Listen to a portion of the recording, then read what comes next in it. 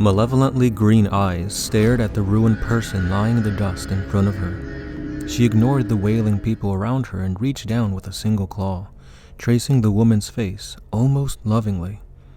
A thin red line welled up where her claw touched, impossibly sharp metal slicing a shallow furrow in the skin. She'd been so beautiful, like her lover so long ago. What was her name? What could be her name? Her name?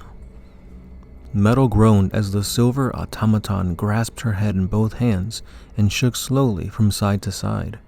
Her name was... She couldn't remember now. She shook her head and reached down again, carefully carving away the woman's face. She couldn't remember her name. How long until she forgot her face too? Surgically precise incisions opened up the skin, taking just enough of the muscle and fat behind it to let it keep its lovely shape. Strange how she remembered how to do this. She'd been a surgeon before the gods came and changed her, gave her immortality. She couldn't remember her name. The faces of loved ones were hazy memories, but she could wield a blade with the same skill as ever. It almost horrified her, how good she still was. Maybe that's why the gods had picked her to have this shape. But I'll be damned if I was going to forget her face again. Again? Skin and gristle peeled away from bone as she tenderly lifted the dead woman's face and held it in its steely palms. How long had it been since she'd seen her? Years? No, it couldn't be that long. But then, why else would she have such trouble remembering an important detail like that?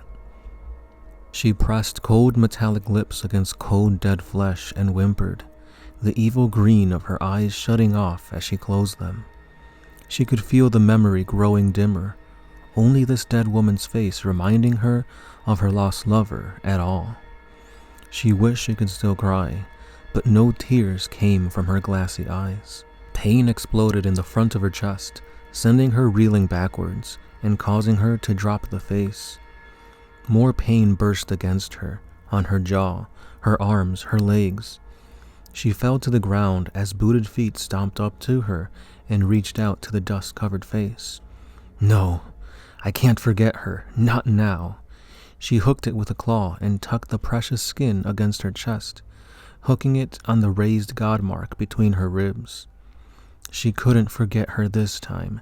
Please don't let her forget. The booted feet thundered closer and a bolt tore open the side of her head, silencing her thoughts.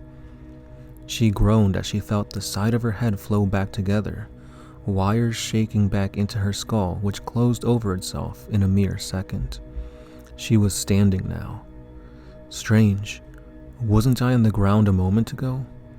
She looked down at where she had been laying and spied the cooling body of a man in thick armor sitting there, the front of his chest torn open by something incredibly strong and sharp. Whimpering, she knelt down beside him and reached out to trace his powerful jaw, a line of red opening behind it. So handsome. You remind me of my husband. She searched for his name and found she couldn't think of it.